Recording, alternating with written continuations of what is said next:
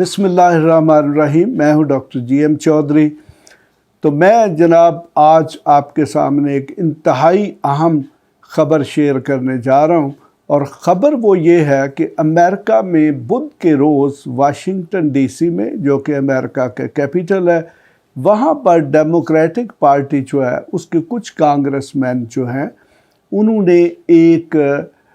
جو ایونٹ ہے وہ منعقد کیا، جو کہ پاکستان کے حوالے سے تھا، جس میں پاکستان میں ہیومن رائٹس کی کنڈیشن یا دوسری صورتحال جو ہے اس کے متعلق بات کی گئی۔ اور اس میں جو سب سے اہم بات کی گئی وہ یہ تھی کہ پاکستان میں جو الیکشنز ہیں وہ یو این او کی نگرانی میں کروائے جائیں، یعنی کہ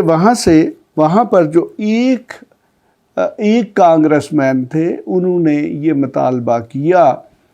کہ پاکستان میں جو اگلے ہونے والے الیکشنز ہیں وہ یو این کے سپرویژن میں ہونے چاہیے۔ تو جناب اس کا مطلب کیا ہے؟ تو میں آپ کو یہ بتاتا جاؤں کہ وہ جو بدھ کے دن وہاں پر ایک ایونٹ ہوا ہے، اس ایونٹ میں یہ تقریباً 10 بڑے اہم قسم کے لوگ شامل تھے، یعنی کہ اس میں ایک کانگریس مین ہے جی کہ بریڈ شرمن، اس کے بعد جی جم کوسٹا، اس کے بعد ہے جی یہ کیویسی مومے، دین ہے جی مائک لیون، ٹیڈ لیو، Adam chef, Eric cellular, Jodie چو اور لو کوریا۔ اور اس کے ساتھ ساتھ ایک پاکستانی نژاد امریکن بھی موجود تھے، جو کہ ڈاکٹر آصف محمود ہیں۔ کہا جاتا ہے جی کہ اس ایونٹ میں بہت سارے لوگوں نے شرکت کی۔ اس میں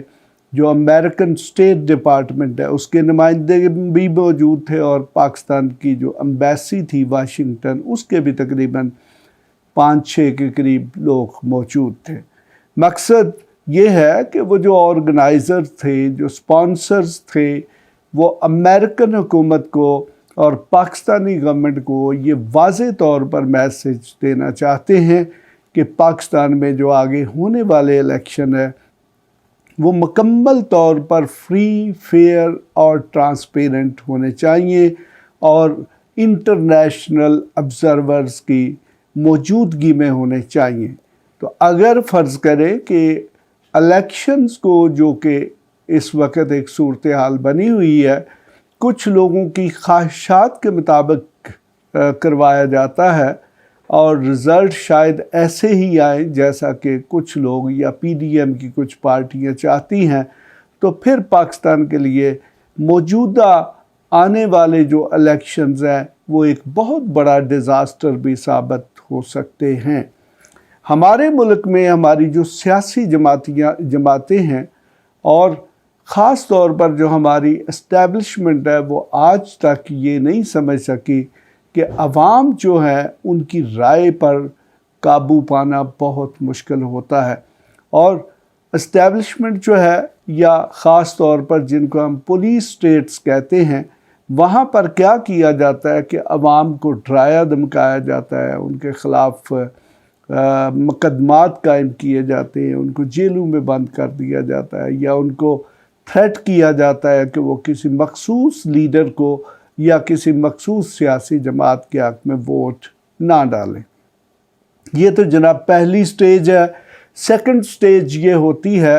کہ جو پریزائڈنگ افسر ہیں، جو الیکشن کمیشن کا سٹاف ہے، یا پھر ڈسٹرکٹس کے جو اسسٹنٹ کمشنرز، ڈپٹی کمشنرز، یا پھر پولیس آفیسرز ہیں، ان کو استعمال کرتے ہوئے الیکشن کے جو رزلٹس ہیں، یعنی کہ جو نتائج ہیں، ان کو تبدیل کر دیا جاتا ہے۔ یعنی کہ ووٹ تو کسی اور پارٹی کو ملتے ہیں، لیکن جو ان نتائج جو ہے الیکشن کمیشن آف پاکستان کو بھجوائے جاتے ہیں وہ کچھ اور ہوتے ہیں۔ تو نتیجہ یہ ہے کہ ایسے انتخابات پر پہلے دن سے ہی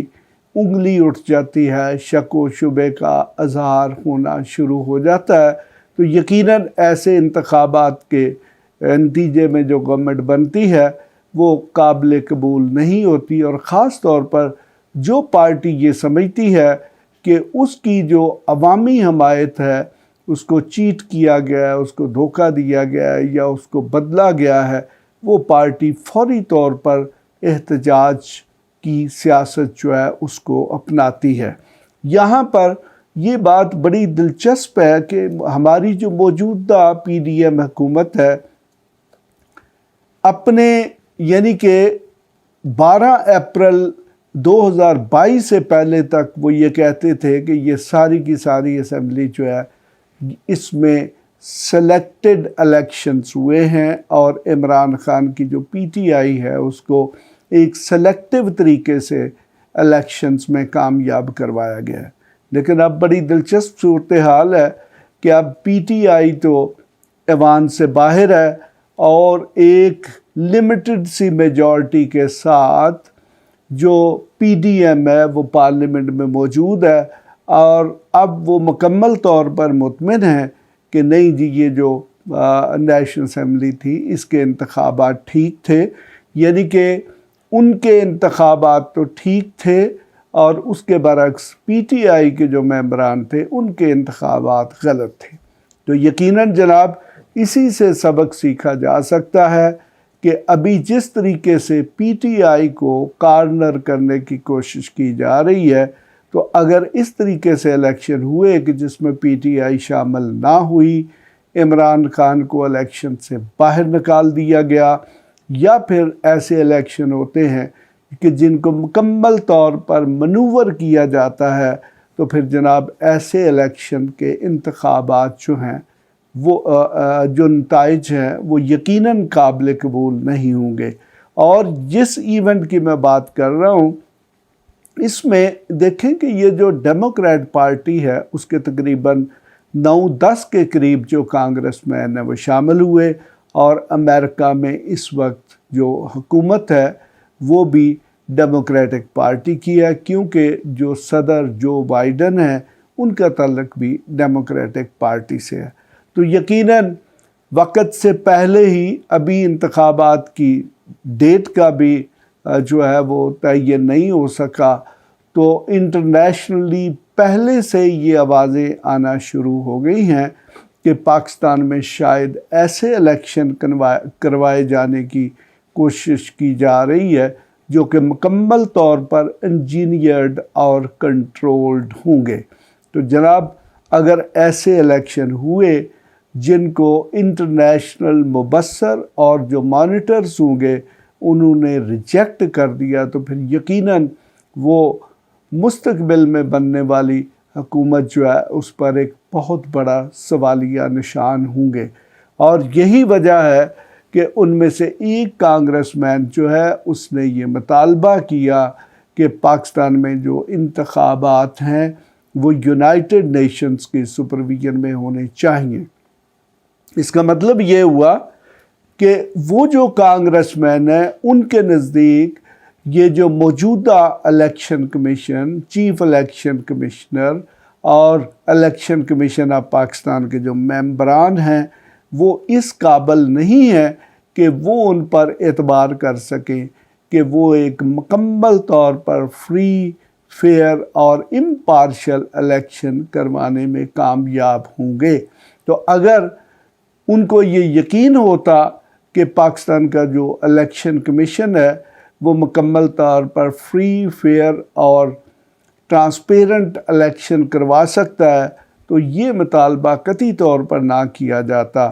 کہ پاکستان میں جو الیکشنز ہیں وہ یونائٹڈ نیشنز کی سپرویژن میں ہونے چاہیے۔ تو جناب ہماری حکومت، ہماری اسٹیبلشمنٹ اس کو یہ اندازہ کر لینا چاہیے کہ آنے والے الیکشنز جو ہیں اگر وہ مکمل طور پر فری، فیئر اور ٹرانسپیرنٹ نہ ہوئے تو قومی سطح پر تو جو احتجاج ہوگا وہ تو ہوگا ہی، لیکن بین الاقوامی سطح پر بھی ایسے انتخابات جو ہیں ان کے نتائج اور ان انتخابات کے نتیجے میں بننے والی جو حکومت ہے اس کو تسلیم نہیں کیا جائے گا، اور نتیجتاً پاکستان جس کی معیشت پہلے ہی تباہ و برباد ہو چکی ہے اس کو بہت زیادہ مسائل جو ہیں ان کا سامنا کرنا پڑے گا۔ تو یقیناً جناب یہ جو خبر ہے یہ پاکستان کے ڈان اخبار میں اور بہت سارے اخباروں میں رپورٹ ہوئی ہے، تو ہمارے جو کرتے درتے ہیں انہوں نے بھی اس خبر کو پڑھا ہوگا اور یقیناً اس کا نوٹس بھی لیا ہوگا، اور وہ ایسے اقدامات بھی شاید کرنے کا سوچ رہے ہوں جن سے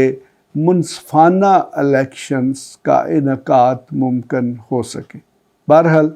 جو بھی ہوگا آپ بھی دیکھیں گے، میں بھی دیکھوں گا، اور میں آپ کے ساتھ تازہ ترین سٹوریز لے کر حاضر ہوتا رہوں گا۔ اس کے ساتھ ہی میں اجازت چاہتا ہوں۔ خدا حافظ۔ ایسی مزید ویڈیوز دیکھنے کے لیے ہمارے چینل کو سبسکرائب کر لیں اور بیل آئیکن کو آن کر لیں تاکہ آپ کو ہر نئی آنے والی ویڈیو کا نوٹیفیکیشن ملتا رہے۔